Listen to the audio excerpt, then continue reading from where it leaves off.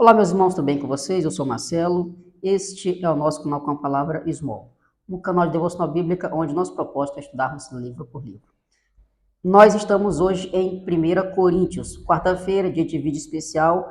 1 Coríntios é a carta que eu prego na igreja quando eu tenho oportunidades. Então, eu estou atualizando vocês conforme eu tenho pregado na minha igreja. Aos sábados, nós estudamos em Provérbios. Então, hoje, 1 Coríntios, vamos dar sequência nesse estudo. Mas, antes de mais nada, vou pedir para você se inscrever no canal, ativar o sininho para receber notificações dos próximos vídeos.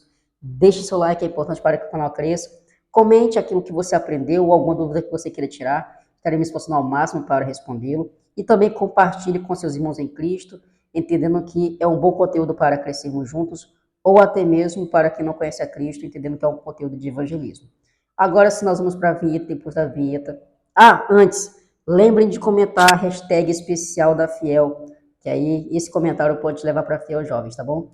E também, lembra da nossa parceria aqui, ó, Stand-up, Gráfica Stand-up, onde nós temos essa parceria e você vai adquirir 30% de desconto assinando esse código promocional com a palavra 30. Agora sim, vamos para a vinheta e depois o estudo, que é o que mais interessa.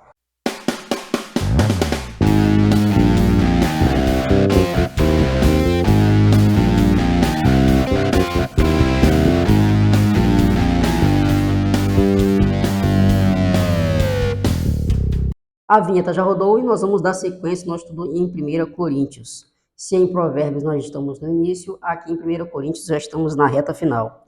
Capítulo 15, versículos 1 a 11. Diz assim na minha versão NVI. Irmãos, quero lembrá-los do evangelho que preguei a vocês, o qual vocês receberam e no qual estão firmes.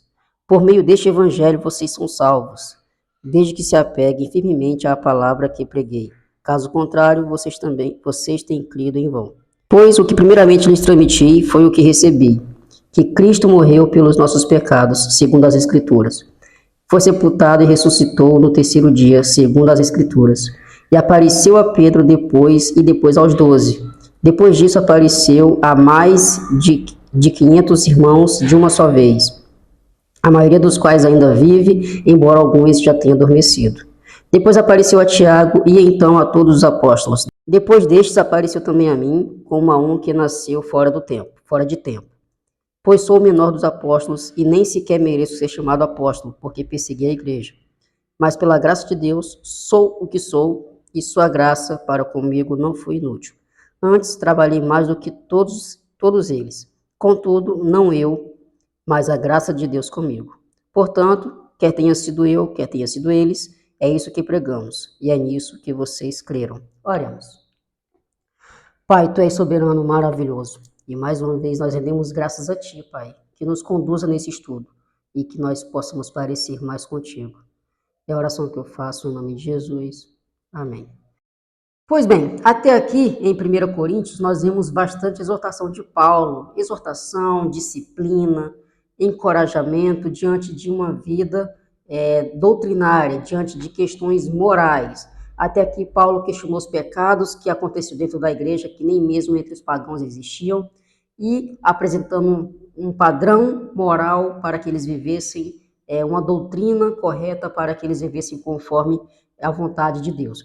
E aqui agora ele apresenta todos os motivos pelo qual ele tem instruído a igreja a viver de forma correta.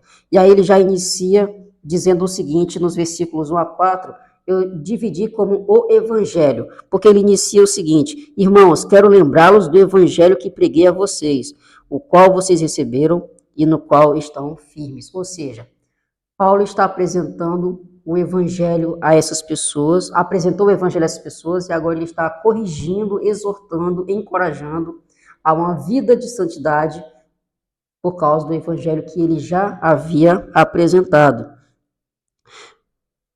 Pois por meio deste evangelho vocês são salvos, ou seja, por causa de Cristo, por causa das boas novas, por causa dessa mensagem, eles são salvos. Então Paulo ele apresenta esse evangelho às pessoas, apresentando como motivo pelo qual ele está encorajando, exortando, disciplinando e trazendo essa questão moral, essa vida de santidade diante de Deus.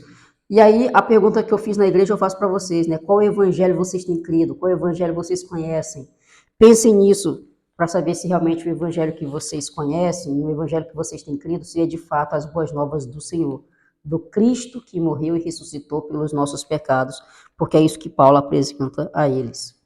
E aí nós temos a continuação, que é justamente essa parte da ressurreição comprovada, onde Paulo ele apresenta fatos de que Jesus de fato ressuscitou. Jesus aparece a várias pessoas. Dentro da igreja apresentei vários versículos que comprovam de fato essa ressurreição de Cristo, na verdade. Então, lá em Mateus 28, Jesus apareceu, tem essa comprovação disso. Nós podemos observar que em Lucas também existem aparições que comprovam isso. Em João capítulo 20, verso 10 em diante, nós temos comprovações de que Jesus apareceu às pessoas. Em Atos 9, 1, 16, quando Paulo fala aqui, já no finalzinho dessa perícope aqui, nos versículos 5 a 8, quando ele fala, no versículo 7, depois apareceu a Tiago, então a todos os apóstolos. Depois destes apareceu também a mim, como a um que nasceu fora de tempo.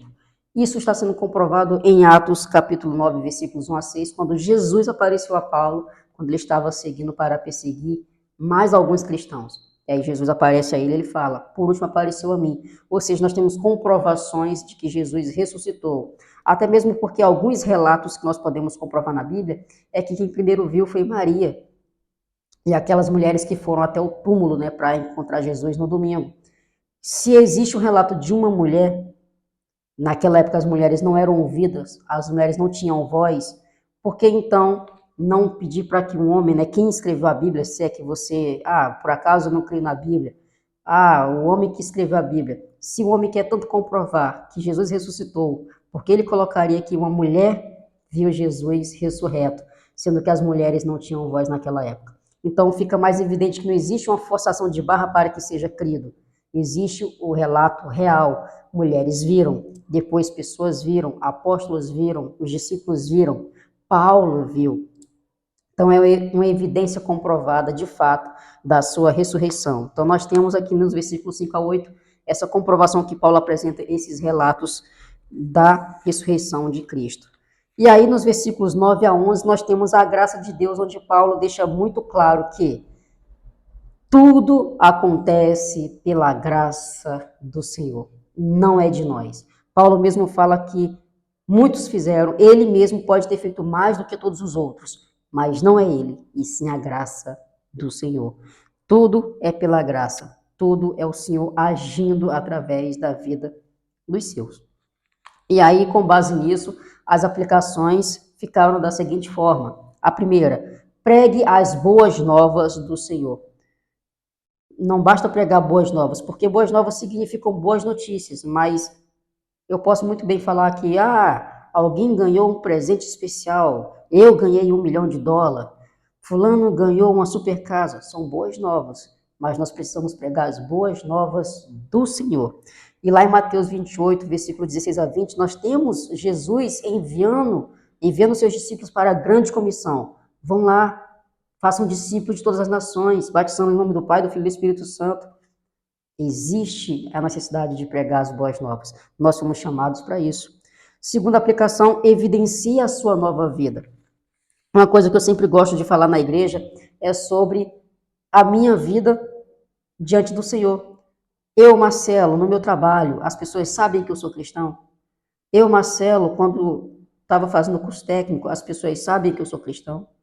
Eu, Marcelo, diante do meu bairro, as pessoas sabem que eu sou cristão.